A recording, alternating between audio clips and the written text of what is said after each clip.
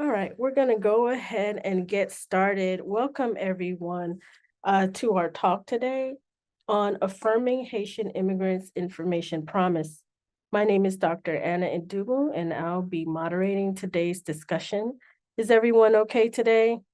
Please put a thumbs up or a thumbs down if you're not doing well. And we'd also love to hear how we might encourage you.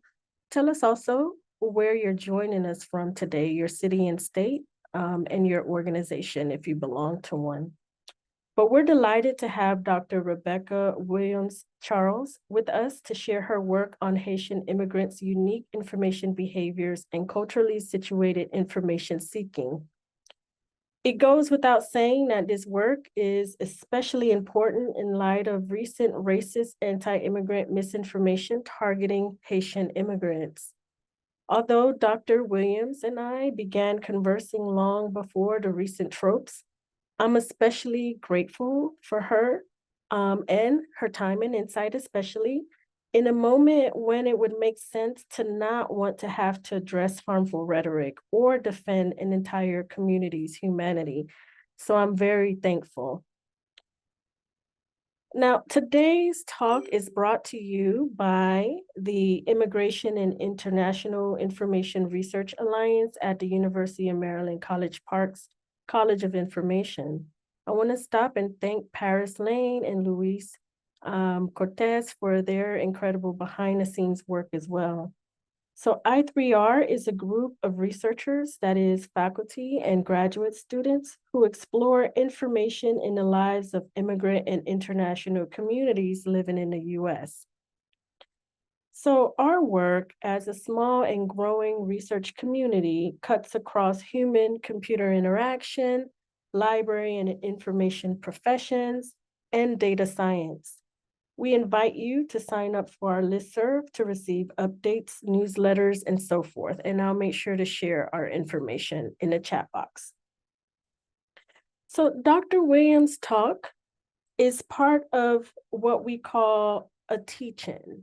And if you're not familiar with a teach-in concept, it's an extended learning series where a community unpacks a topic through dialogue, shared readings, social gatherings, and really build relationships around a topic. And teachings are common among immigrant advocacy groups, and it definitely makes sense for a research group like ours, where we want to do research for the public good. So we invite you to also read along with us and learn with us about the Haitian community. And if you belong to the Haitian community, to share your lived experience to the extent that you're comfortable. We're taking part in the One Maryland, One Book year-long discussion on What Storm, What Thunder by Miriam Chansey. We've co-sponsored the campus discussion, one of which is taking place tonight at St. Mary's Hall. Come and take part in really just talking and sharing, and also enjoying Haitian food.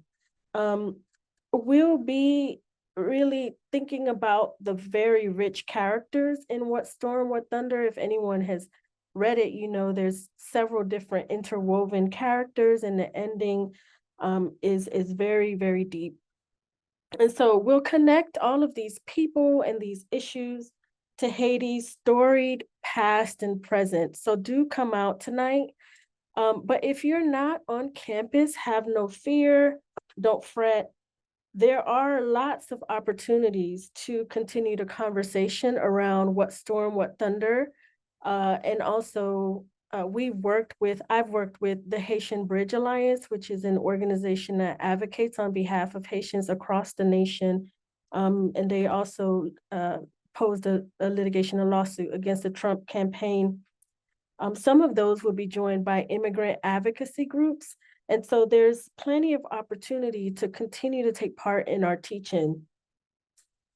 Many of them are virtual as well. So here's what you can expect today in our teaching dialogue. Dr. Williams will present for about 35 millions. Okay, no. So she'll present for 35 minutes, but it'll be worth $35 million, I assure you. And then we'll welcome questions. We'll stop at about 55 after for a 5-minute break. And as is customary during a teach-in, we'll come back for 15 minutes. You're welcome to leave at that point. But if you want to stay after for an open dialogue with our thought leader here, you're welcome to stay until about 1:15. Now, without any further delay, let me introduce to you our esteemed speaker, Lieutenant Colonel Dr. Rebecca Charles Williams is a data and information scientist in the U.S. Army. Born the fourth of 8 children to Haitian immigrant parents in Miami, Florida, Rebecca was instilled with a deep respect for education and hard work by her parents, despite their own academic limitations. Driven by a desire to fulfill her parents' aspirations, she embarked on her academic journey, becoming the first in her family to attend college. During her undergraduate studies, she enrolled as a cadet in UF's Army Reserve Officers Training Corps, ROTC, program. She simultaneously enlisted in the Florida Army National Guard, where she served her community through disaster recovery in the aftermath of 4 major hurricanes. In 2004, she graduated from UF and became active duty in the ADA officer, as an ADA officer. In 2009, she transitioned to a new domain as a data systems engineer officer. She embraced the challenge of learning about cybersecurity and data science. In the 15 years in this professional role, she's demonstrated the capacity to innovate, for example, through special operations, intelligence, sustainment, and cybersecurity. Now, Dr. Williams holds a Bachelor of Science degree in Journalism and Communications from the University of Florida, a Master's of Arts in Leadership Studies from the University of Texas, El Paso. Her degrees from Syracuse University include a Certificate of Advanced Study in Information Security Management and a Doctorate of Professional Studies in Information Management. You should also know that beyond her professional endeavors, Dr. Williams remains deeply connected to her Haitian American heritage and is passionate about supporting immigrant communities through research and community outreach. Serving as a mentor to fellow first and second generation Haitian Americans, Dr. Williams strives to empower others to achieve their dreams. Thank you for joining us today, Dr. Williams. The mic is now yours. Thank you so much for that introduction. If you all see multiple Rebecca Williamses, I shared the link with my family, and so we'll have to forgive. I have to forgive the multiple instances, but give me a second to share. Thank you again for the opportunity, and I look forward to sharing my work with you. Give me 1 second. Can you all hear me okay? Yes, we can hear you. All right. Now, and are you able to see the slide, or are you looking at presenter view? We can see the slides. I don't see presenter view. Okay, great.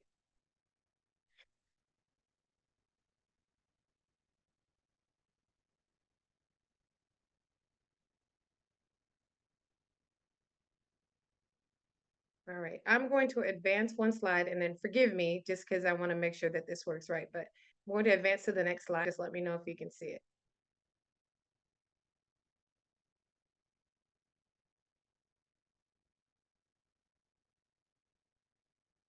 Did my audio go? Yep, everything works and you can advance perfectly. Thank you. Okay, great. Thank you. All right, so everyone, thank you so much for taking the time out to be here today. I hope to demonstrate the value of Haitian research and to highlight the timeliness of information-seeking behaviors theory as a jump-off point for our demographic. So the title of my study is Sociocultural Behaviors that Affect How Haitian Americans Seek Financial Information. Here's our agenda. This is the problem statement that my research addressed. The primary intent of this study was to assess how Haitian American millennials and Generation Z sought information to answer questions about financial literacy and everyday life skills while navigating the sociocultural intricacies of our households while growing up. To narrow the search and to not include all Haitian Americans, because again, that'll take forever, I narrowed it to millennials and Gen Z because they grew up in the information age where access to information and data was digitized and it was more prevalent. I also needed to make sure they were not only raised in the United States, but also raised in the US during their formative childhood. So anyone who was, under the age of, let's say, 12 in the United States.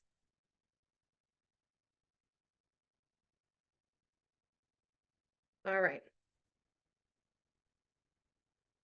So since my research is centered on the information seeking behaviors theory, I specifically look for peer-reviewed articles and information that address nuanced behaviors pertaining to the Haitian community.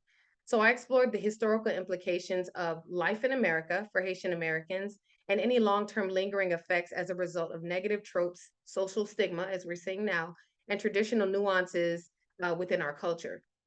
So Trio validated this in his literature called Silencing the Past, where he stated how facts are never meaningless and facts are not created equal. Axelin further explained how scholars like ourselves are called upon to address the challenges of our age. Her text included the effects of neoliberal views, fascist rhetoric, and isolationist policies on the Haitian community.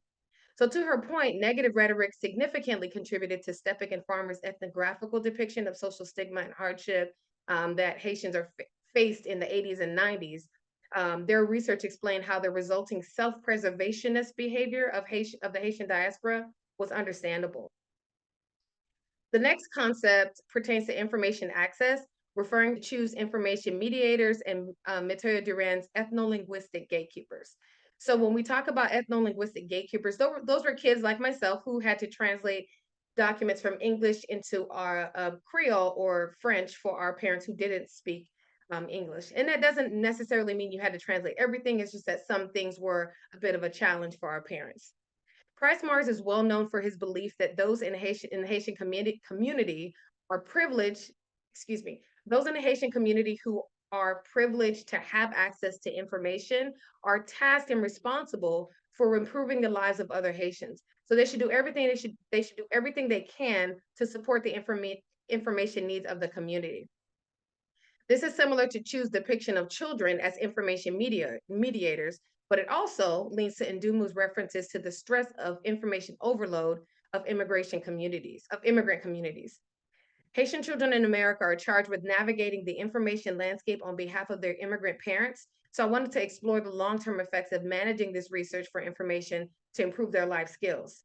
This leads us to Lasardi's financial literacy research coupled with Duradoa's findings related to the impact of financial literacy on immigrant communities. Financial literacy is the understanding of how basic concepts of money and personal finances work. To understand this research, 1.5 generation, to be clear, are people who were born outside the US and raised in the US. And second generation are people like myself who were born to immigrants who were born elsewhere and came to the United States. Finally, saving circles. Saving circles and money pools. Hossein, Besley, and Wallace extensively cover the details of this grassroots financial system that predates the transatlantic slave trade, and it's used in immigrant communities around the world. For instance, in Africa, it's called susu, but in Haiti, we call it sol or isu. Okay, so I don't intend to Haitian-splain anything to anyone if anyone is Haitian. However, I want to, we know that research is enduring, so we need to make sure the messaging is consistent. So I'm going to explain a few things that may be common knowledge to some people who understand the Haitian culture, but that's not to insult anyone, all right? So let's discuss some of the nuances that I affectionately call growing up Haitian. First off, there's some common intricacies that are unique to Haitian households. A small example is how all Haitian kids know the 3 L's. That's l'école, la caille, l'église. What that means is, at any given time, a Haitian child is expected to be at church, at school, or at home. Anywhere else, you're in trouble. All right. So that's how I knew that since that was so common amongst all of us Haitian children, I knew that there was something to the way that discussions about finances and money was treated as discreet or taboo in many households, and not just mine. During my research, I found that some of the taboos associated with discussions about money were due to the very real threat of personal harm that originated from the Duvalier dictatorship in Haiti. And a lot of times it predates that period, but it has been enduring. The Duvalier dictatorship lasted from 1957 to 1986. And during that time, any perceived affluence could make you a target for murder, kidnapping, harassment of your family. Further, the banking institutions were untrustworthy. So the situation became so dire that waves of Haitians left by air and sea to escape. Hopefully, you get the gist and you understand how the longstanding trauma surrounding money and finances were enduring when the parents came over to the United States. Next, Haitians do not tolerate indiscipline, especially around other Haitians. Don't embarrass me. So, in multi generational households, cultural norms and taboos are strictly upheld and widely understood. Generally, this affects how information shared and learned in the household. So, elders are typically the wisdom bearers, and children are taught to respect their guidance. This respect and this deference is extended to respected members of the community, such as pastors or community leaders. Next, Haitian households provide financial support to the extended families in Haiti through remittances. Um, when immigrants are getting ready to come to the United States, they need a US based relative to sponsor them financially before, during, and after the immigration process. Next, existing community based initiatives in the US don't typically cover the sociocultural barriers in the Haitian community, nor the implications of external factors such as social stigma on the acculturation process, as many of the researchers I previously stated found in their research. Further, Haitians use grassroots financial systems such as money pools, or like I said, SOL or ISO, to finance their households and businesses when they immigrated to the US, because a lot of times they didn't have the credit, or sometimes they faced discrimination when trying to purchase homes, cars, or even, to work. Finally, education is highly encouraged and academic attainment is entrusted to public institutions. So Haitian parents, they expect the school systems to teach their children everything they need to know about money, finances, and everyday life skills in the United States. So to address those issues, I read the existing scholarship to see if there was a research gap. And what I found was Rail Savalinen's study of sociocultural barriers to information seeking. Savalinen's his study depicted how people within small communities who are seeking critical needed information, they ultimately face one of 6 categories of sociocultural barriers. Now, again, this may not be unique to Haitians because a lot of people in different communities, they do face some of these stigmas. So these barriers. So these are the 6. They're language barriers, social stigma and cultural taboos, institutional barriers, which are specific to governments and policies, organizational barriers, which pertain to companies and organizations, small world related barriers, which has to do with people who are within a subgroup of a community, of an overall community, and they're the minority within that community, and a lack of economic capital. So many of these barriers strongly resonated with my research participants. So I knew that there was something to, I'm sorry, what just happened? Okay. Many of these barriers strongly resonated with my research participants. I'm sorry, I saw an alert, but I wasn't sure what that was about. Okay, so the 6 sociocultural barriers to information seeking account for many of the potential barriers that Haitian parents may have faced. So that affected how Haitian American children sought information. That became my first research question. So the research question was, which sociocultural barriers to information seeking that I previously discussed in the Haitian community influenced a financial literacy knowledge gap for Haitian American millennials and Gen Z? I did have 2 research questions, but I'll only review one right now. This was our demographic. The community was overwhelmingly supportive of this study. I actually had 171 people initiate the survey, but only 131 people met the criteria to participate. So as a reminder, they had to be Haitian Americans between 18 and 44 who were born or raised in the United States in a household with Haitian parents. 80% of participants were from the second generation and 20% were born outside the US but raised in the US to Haitian households. So let's get into the Cliffs Notes version of my research. To answer the research question, respondents were asked whether they observed any sociocultural barriers in their household that affected information sharing between adults and children regarding finance.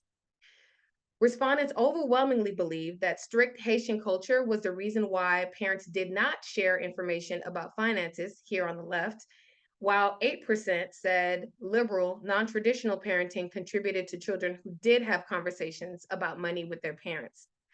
The data points on the bottom of the screen show the other contributing factors reported as root causes based on the participant feedback. So there's no way to state whether education or being approachable was considered a positive or a negative because it was subjective. So what I did was I asked them to explain, give me examples of what these barriers were or what these behaviors represented to you in your household. To validate this information, one person said that overall it was disrespectful to ask and it was frowned upon, while another person said that telling his kids, this is an adult who was an actual expert, and he's a financial advisor in Haiti, he said that telling his kids about money would be problematic, like it would bring him some issues. Another person said that in a recent situation, his father was fumbling with a mobile app and he was having trouble authenticating. You know how you authenticate and then it sends you a text. And so he was like, Dad, let me help you. And his dad was like, no, I don't want you to see my password. But he needed help, right? So he said it's like pulling teeth to get login credentials for things that would help them. Conversely, another person said that their mother actually helped them find answers to their financial questions. And overall, they took care to ensure that they knew what the mother was talking about. Another root cause why parents didn't speak to children about money was due to parents being miseducated about US financial systems. One respondent told of how her parents were offended when trying to convince them to get life insurance. So much so, her parents thought she was trying to kill them. They're like, oh, you trying to kill me? Why are you trying to find out about life insurance? Another participant confirmed that her parents thought financial literacy would be taught at school, which is what my parents thought. And lastly, an expert mentioned how many Haitians are very religious, but they misinterpret the Bible. They believe that money is the root of all evil, when the Bible actually says that the love of money is the root of all evil. Now, again, this isn't everyone's thought, but this gentleman actually teaches financial literacy in Haiti, and he said that that was something that was coming up. The 11% of parents who were financially literate would ensure their children weren't just listening to the advice they were giving, but they were doing a check on learning. Like, okay, if you invest this, then what happens? You know, actually doing active learning. So I thought if they had to learn this stuff on their own, I wanted to know how many people actually did rely on their parents for financial advice, just anything at all. What did you rely on your parents for financial advice? And overall, 62% of participants did not rely on their parents for financial advice. And the 38% of people who did relied on them for financial information related to financial family planning, like, hey, I'm getting ready to have kids, what should I do to save, etc., credit and lending, and etc. So overall, their parents were not a reliable source of financial information. Listed on the right, I just showed the top 5 reasons why people use their parents as financial advice. During focus groups, I asked respondents to provide examples why they couldn't rely on their parents for financial advice. One person said he went to college and he took a finance class and he learned something that he watched his father struggle with growing up. So he came home and tried to teach his dad, and his dad said, oh, I already knew all that stuff. I just, I didn't think you needed to know. But, he's like, his father was probably ashamed and trying to save face. Another person explained how they couldn't trust their mom because the mom was too nice. And I asked, what do you mean by your mom is too nice? She said her mom ran a cleaning business, but her mother regularly paid the employees almost 30% more than their wages regularly. And this isn't a tip situation. It's that her mom always was in the red. She was always in debt, but she always overpaid the employees. So once she learned about money herself, she took over the financial aspects of her mother's business. Another example was how some parents thought that equity meant they could borrow against their home for business ventures. One person said that this is how they lost their family home. Their mother kept and their father kept taking money out against the home. And finally, another person said that their parents, they lived in their family home for 25 years. And at the point she went off to college, for 25 years now, they're living in this house, they still owed 20 years of mortgage.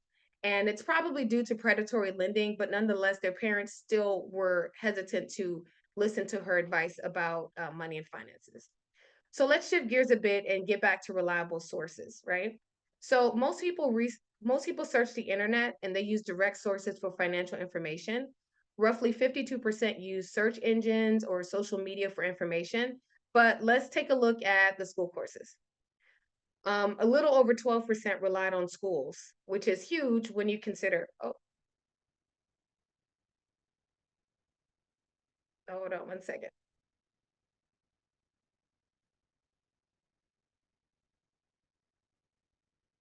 Give me one second.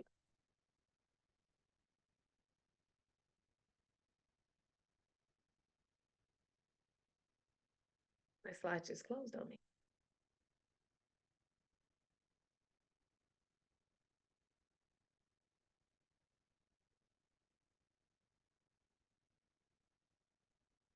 I would play some elevator music, but I don't have any on my computer, so forgive me for that.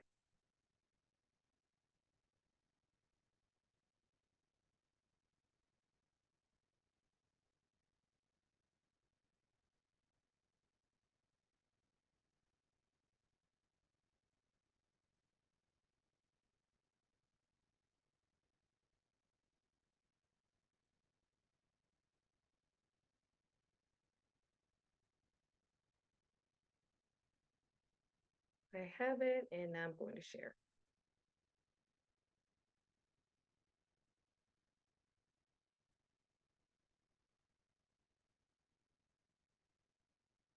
Okay, so can you see it? Yep, you're good to go. All right, great. Thanks, Beck. No problem. And you're still able to see the slides. Yep.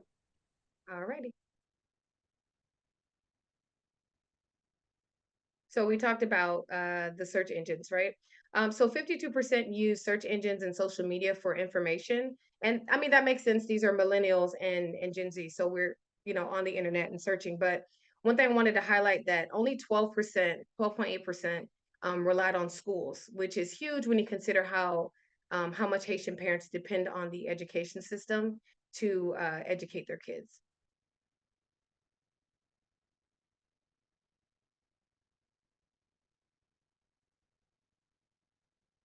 All right. So again, 62% of participants didn't rely on their parents and they had to self-educate. So I asked them to cite what was the most beneficial resources.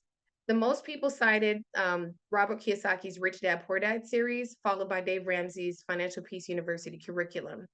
Many people cited social media influencers and news and media platforms that they trusted for self-education. But coincidentally, the Rich Dad Poor Dad, the gentleman who was the financial literacy teacher in Haiti, he said that Rich Dad Poor Dad greatly resonated with the families that he was teaching in Haiti. So that was a pretty good finding. And the last thing I want to discuss is how many Haitians have a financial guide that they depend on for financial advice, especially when they don't want to learn it themselves. A very common situation that a 1.5 participant told me, and I'll just read the story to you. She said, we invested $45,000 with someone who was a financial advisor. That was someone we knew personally. So we thought, hey, instead of us trying to figure it out, let's just go to the professional. And we invested the money with him. And honestly, we lost everything. He couldn't explain it. The money was supposed to give us some type of recurring income on a monthly basis. But after 2 months, we started asking, hey, what's going on? At that point, he said, hey, the money's gone. And she said, what do you mean the money's gone? He said, it's just gone. And she says, that's someone's salary. What do you mean it's gone? And she was very hesitant to tell me that the person that took that money was was her brother-in-law.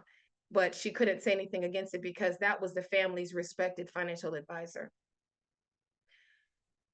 So to sum up, I use these pillars as a snapshot of the findings to reveal how only 5 of the 6 barriers were reported, but some behaviors observed didn't really fit into Savalan's theory. So an example, social media is a form of social stigma is a form of discrimination. And it was a unique barrier that affected whether Haitians attempted to access information. So they were stigmatized, but if they needed something, they were hesitant to ask for information.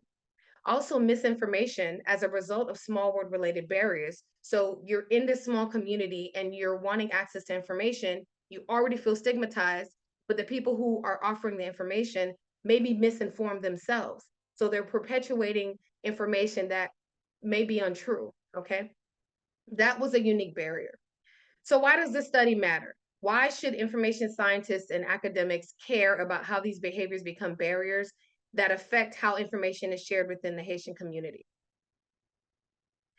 The newest waves of Haitian immigrants have entered the US through the HRFP. And that means that a new generation of 1.5 generation will need to learn or unlearn information. Leaning forward in these efforts will pave the way for the future second generation, people like myself, who will be born and raised in the United States. Next, we need to figure out whether there are any nuances in the Haitian community, such as relationships, intimacy, and other taboo subjects that need to be studied. And I'm sure we're not the only community that have these unique nuances. Next, dozens of Haitian organizations exist with similar initiatives, but people don't even know they exist. In fact, many of them don't even know each other exists. You just happen to hear about someone having an event and you're like, what? You know, is that the same as this organization? And it's not. But I think we need to start working on concentrating efforts to have a broader and lasting impact on the community. Finally, 40 years later, the history of the stigmatized Haitian is repeating itself. Instead of sensationalized stories about Haitian refugees bringing HIV, AIDS, and other diseases to American shores, we're now hearing disinformation about the eating habits of Haitians, which I won't repeat in this setting.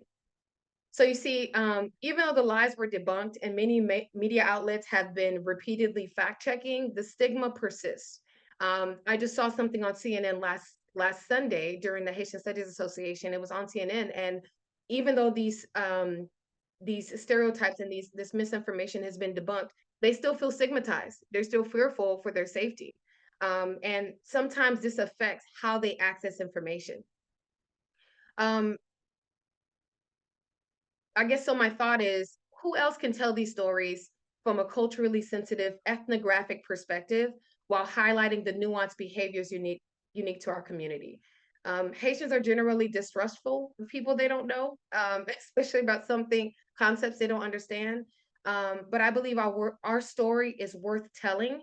We're worth researching. So information seeking theories must continue to be employed for research into the Haitian American experience. I'll leave you with this concept. Do you know what type of, and this is a gentleman, he's a 1.5 generation. He manages a multi-billion-dollar portfolio in Europe. And he said, do you know what type of person is more detrimental to our community than a scammer or an opportunist? He said, a well-meaning, misinformed financial professional. That person is able to do irreparable damage to the information seeking behaviors in our community. So we need to work on ways to set boundaries. We need to break these barriers to develop sustainable access to information within the Haitian community. This concludes my presentation. I hope it was informative and inspiring. Shameless plug. I am co-sponsoring a research project with Dr. Ndumu, as she stated. So shoot us an email if you'd like to participate, if you want further information. That's all I have. Thank you very much. I look forward to your questions.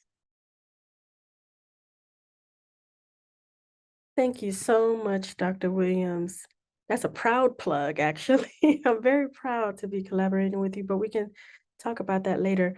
Um, so we can open it up to questions. You're welcome to put your question in the chat box, or you can unmute yourself and just share it.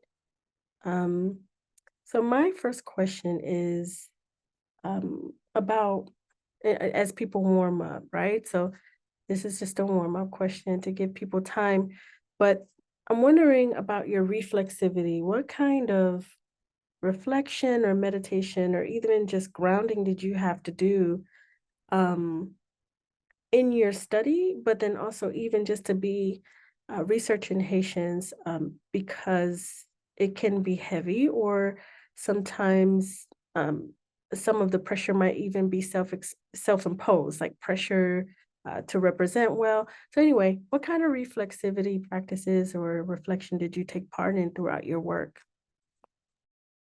That's a great question.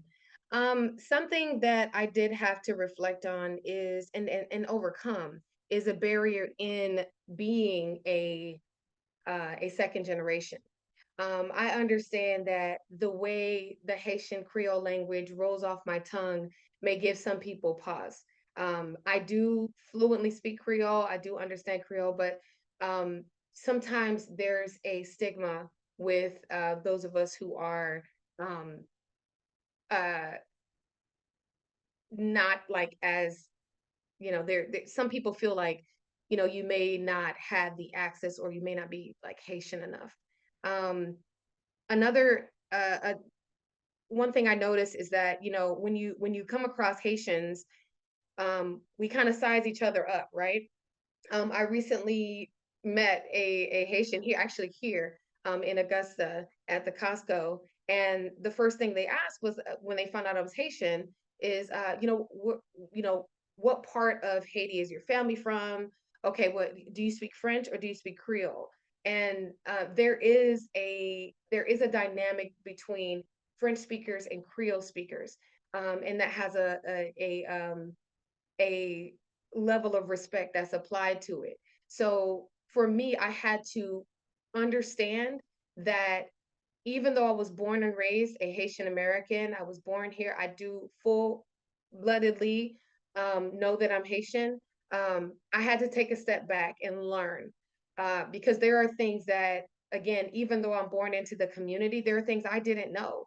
And I appreciated that some of the experts that I interviewed, I mean, I'm tearing up because they had to sit me down and say, hey, listen, that is not how we don't use that word to describe us. That's offensive in Haiti. Or if you talk about this, that's offensive. So you need to meet it with sensitivity. So those are things I had to learn. But even within the research and just, switching gears there, as I was researching and talking to adult Haitians who were born in Haiti, and immigrated to the US in the 70s and 80s, they were, when I brought up the stigmatization, they said, hey, what? No, we don't talk about that. Don't tell anybody about that. Don't put that in your research. We're very reserved. And so that was a barrier I had to overcome because, as I said, our story needs to be told and people need to understand that they need to be culturally sensitive when addressing our nuances within our community. Thank you so much for that. And then we had a question from Madeline, and then we have a question in the chat box that I'll share afterward. Hi, Dr. Williams. Thank you so much for your presentation. It was amazing. I came a little bit late, so I don't know if that might have been answered before. But I feel like my research is on Latino adolescents, second generations, who are dealing with the stigma of like not being enough Latinos, but still not being enough Americans, and like being in between worlds. So I was really fascinated by your research. Because I feel like you spend a lot of time the understanding, like grounding your research, which I feel like after this, there is going to be a lot of like practical implications. But I mean, towards the end of my dissertation as a researcher and as, for dissertation purposes, like I'm really diving and finding so much, but then there is this part of like, what is the practical implication? I was like, but if you can only see everything I'm finding right now, getting into like practical things right now, I feel like I might not pay attention to the other, like things that are inside just because I want to create something. You know what I mean? Like, so how did you manage that? If you ever were in that situation, and how did you put your research and like, not convince, but like you really convey that, situation as a researcher, in topics that we haven't been talking, when we are, putting not only adolescents, but parents and practitioners at the table, and we're finding all of these things. that might not be practical, but it's, findings that will move forward our community because of what you were saying. You're like, what's next? Like, Latinos are going to be a great majority soon. We are not paying attention to these developmental needs. And anyway, you're just gonna. Oh, no, so I'm happy to see Dr. Gray here. She was actually on my doctoral committee. But what you're asking is exactly what I asked her. She's probably coming on. This is the purpose of your chapter 5. Put your information in there, but and Laverne, correct me if I'm wrong, but one thing she said was tell your story. Only you can tell the story. It is a story, right? So write it in a way that people read it like a story. It is research, but it's fascinating because you're in it, you're living it, and you can write it in a way that someone outside observing may not give credit to. So just, as a credit to, your culture and your ancestors, and for the people, descendants who will come after us and read these stories, they will take your chapter 5, and that's our job as researchers, push research forward. So give people other things to write about because we can tell our stories, and you are poised to do just that. Thank you. Thank you so much. Thank you so much. I'm going to put one question. Well, I'm going to share a question, and then I think Dr. Gray had a question too. So were there any other variables, education, income level, that affected financial information seeking behaviors in your study? Give me 1 second because I'm kind of visual. I have to see it.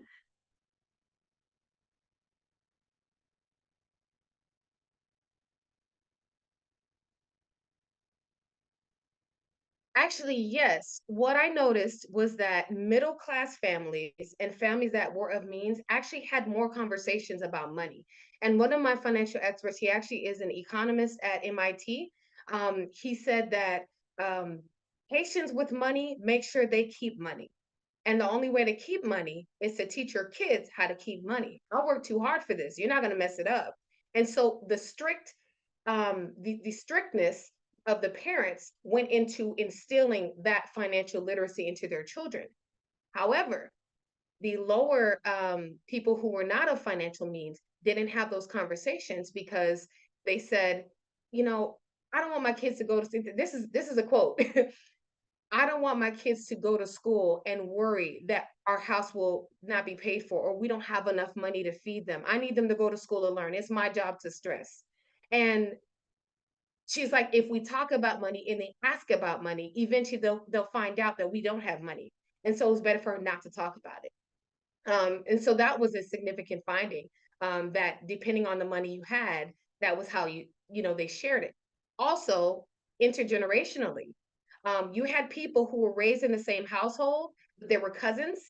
And so the parents shared the information with their actual children, but the cousins in the house didn't get that information. So that was a pretty interesting finding itself. Great question. Thank you. Dr. Gray, I believe, had a question as well. Yeah, I think when you defended your dissertation, I said it was a joy. And I'm going to say now it's a pleasure, colleague, to hear your research again. And one thing I was listening for now that I didn't think of then was this a kind of emotion tied to information and the and this intergenerational training or not. I hear a lot of emotion coming from the parent figure, and just wanted to hear your thoughts around that. And I don't mean emotional, but I mean emotions, right? Because it brings up something, right? And so just wanted to hear your thoughts around that. Oh man. One thing that comes to mind is, and I'll tell you a story. There was a Haitian mother who runs a SOL, or a saving circle. And when she first came to the US, she and her husband were looking for a place to live, an apartment. And again, this was the late 70s. And the guy said, you know, we don't allow children here. And she says, we don't have children. But he says, you're Haitian. You guys have a lot of kids. You could probably be pregnant now and we not know it. And she said she was so embarrassed because they had the money to give to him, but they didn't want their money. And she got real emotional. And her husband was in the room, and he said, why did you tell her that story? You know, so they were still embarrassed about it. And when I say she taught her kids to participate in saving circles so that they wouldn't have to face that shame. They actually went out and never lived in an apartment. They lived with families until they were able to purchase their own home, so they could never go through that shame again. But I interviewed her son, who happens to be an attorney, and I asked her if it was okay. She said it was okay, and I shared that story because he was wondering why his mom was so adamant that he participates in a saving circle. He's like, I got money. I don't need, why don't I just go to a bank? And I said, this is why, because she wants you to have a backup plan. And he literally, it was a Zoom, and he like stared for a couple seconds because he's like, man, I never heard that before. That was very common. That was a specific story, but of a lot of the relationships between the parents and the adults, there was a lot of emotion involving how much information they're willing to share because they really don't want their kids to know the embarrassment and the shame associated with the money.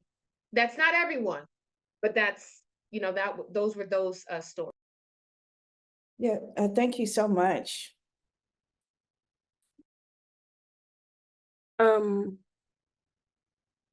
Sam had a question about what exactly a saving circle is.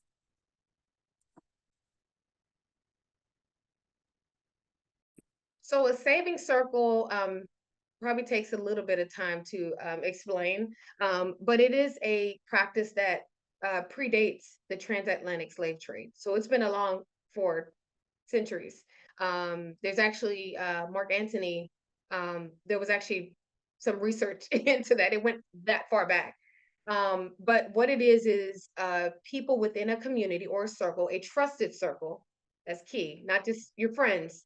These are people within a trusted circle who, let's say they have a goal to raise $1,000, which to some people, $1,000 isn't a lot of money, but to people who don't have access to financial systems, such as the woman I was telling you, they came to the US, they weren't allowed to open bank accounts. This was their way of generating income and passing it around the company, the community. So what you do is, if you're trying to save $1,000, you get a group of, let's say, 10 of your close friends. There's no set amount of money. There's no set number of participants, but everyone contributes the same amount of money for a certain amount of time every week to the saving circle leader.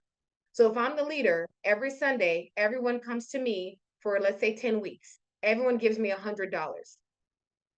Now they could all generate that $100, but if you need $1,000, but you only get paid $100 a week, it actually takes you longer to get $1,000 to save up $1,000, right? So what they do is they give the saving circle leader $100, and every week it's someone's turn to get the lump sum. So let's say this week is my week to get the $100 times however many. I'll get that lump sum. Next week is someone else's turn. The week after that, and it's so on and so forth until everyone has received their hand. It's called a hand. And that's how they're able to generate lump sums of money. Why that's significant is if you need to put a down payment on a car or a house, how are you going to generate that money if you only get paid a certain amount of money, right? So for a $50,000 car, you get paid $30,000 a year. You will not be able to have that money as fluid, right? But with the savings circle, they're able to use a community to push the money around, no interest, right? No fees. That's the set amount of money, and you'll get that lump sum. So there's a lot of research on it. I think if you'd like to know a little bit more, it's very fascinating. In fact, so effective that PayPal tried to do a savings circle. It failed. They tried their hand at doing it, but you know, members of the diaspora were able to keep it alive. So great. It's interesting that it's illegal in in the US, but it's so common across the Caribbean, Latin America, and in Africa. And so, did anyone else have questions? I have maybe two more. They're more like provocations.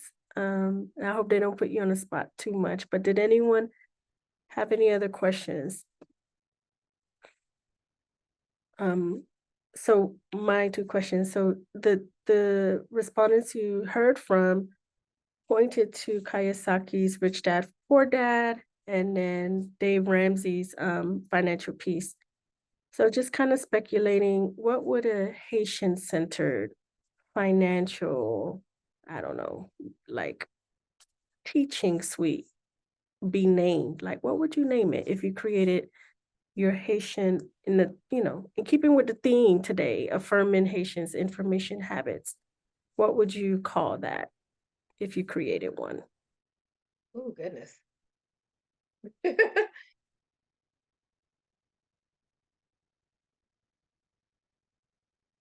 Oh my gosh, you stumped me. I don't know. You, That's a pretty cool, that's a great question. What came to mind, related but unrelated, right? This goes back to Maryland, where you're finding all of these things in your research that is completely unrelated to your research question. But what we found is, and just follow me on this, what we found is a Haitian church in South Florida. There were so many Haitians living in South Florida, that this church, as you know, the community started to die, they didn't have retirement funds. So they didn't have money to bury each other, right? They didn't have money to bury, and the church decided to start a fund called Yun Pote Paket Lot, meaning one person, like everyone's paying for the next person's funeral. We're paying towards everyone's funeral until it's your turn. And so they paid into this thing, and they call it again Yun Pote Paket Lot. One person brings one, I'm messing up the translation, but anyway, but essentially, one person pays for the next person's burial, and I think if we did create a financial literacy program, it would follow along the lines of something that is repeatable, but also it, well, not just repeatable, but that it's vetted and it's through trusted agents within the community, such as, you know, clergy or churches, places where Haitians congregate and trust the community, and where people can feel safe and vulnerable, in expressing their needs and for financial information, and to also support and encourage participation. Pastors have a way of getting people to get on board with voting. I mean, that's you know, US wide, right? Civil rights era, getting people out to vote. But I mean, pastors have such a pull on the, or influence on the community, that they would be the best people to, you know, either initiate and keep the program going for years, just incorporate it into their curriculum. thank you so much for that. We have time for one more question by Syntetia. Can you tell me how to pronounce and honor your beautiful name? Oh, thank you. It's Santisha. Syntetia, thank you. Take it away. I'm just moved by this presentation this morning. It's been very insightful, and I want to thank you all for organizing this. And Dr. Williams, this is just, I'm like, my mind is blown. I'm assistant director at a public library here in Long Island, and in our community of Uniondale/Hempstead, over the past few years, we've seen a huge boom in our Haitian population. And it's a beautiful thing because I guess through Biden's program, a lot of folks have been able to come through. We're offering English courses to the point where sometimes there's like 50 people in an English conversational class. And then now they're overflowing into the Nassau County literacy classes we offer, where we had 2 people, but then we get it out to the community, and then they tell this person and that, and now we had to move into a bigger room. So my mind is percolating, because I'm not West Indian, but I always heard about the susu. And I didn't know, I didn't know it was called soul. And then just like in terms of financial literacy or saving patterns, but I want to tailor it to the needs of our community, our brothers and sisters from the Haitian community. So I say this to say, like, this was a great resource. I'm not sure if this is going to be available as a recording, because I want to share it with my staff. But Dr. Williams, do you have other resources maybe we could tap into? Because it's like we offer, let's say, financial literacy, but if it's not if people don't trust the person giving the course, or maybe it's not relevant to them on how maybe as a group they may say or handle this, it's like, what's the point? So I want to embrace or be inclusive, and this has gotten me excited. So I would love any resources or any other tips. Do you give virtual lessons or workshops, in the public library setting, all of that? I don't know what my question was, but No, you're good. You're like, your wheels are spinning. I got it. I love it. So one thing I want to preface is two things. My professional capacity, I am in cybersecurity. I am not in finance. But in my academic capacity, I'm in the business of information sharing, right? Like we all are, right? I think you're in a valuable position in, as an accessor or provider of information in the community. They already trust you. It just takes, I'm willing to bet if you sit back, you'll find out who the leader is in that community. You'll ask a question and they'll all look at that one person and you'll know who it is. I will have to get back to you. One thing I did notice is that, as I stated with that financial expert, that Rich Dad Poor Dad series and the financial piece, the financial piece university resonated more with the Americanized Haitians, like those who were born and raised in the US, as well as the Rich Dad Poor Dad. But for the Haitian community, and I think with those coming over the Biden program, I think Rich Dad Poor Dad, whatever concepts that come out of that book, if you could teach chapters or sections in the library and show practical application, they'll be able to absorb it. It just has to be able to be small enough and bite-sized to where they can see it, because financial literacy is a beast and you really need to really take it in chunks. It is a lot. And with the community, if you think about, they're just trying to acculturate, they're trying to learn English, they're trying to do so much, but money is universal, right? So if we can find a way to teach in nuggets of that information, even at the tail end of some of the English classes, maybe dedicate 10 or 15 minutes to teaching some aspects of that financial literacy, I think it'll go a long way, because somebody's interest will be piqued. Absolutely, it will be.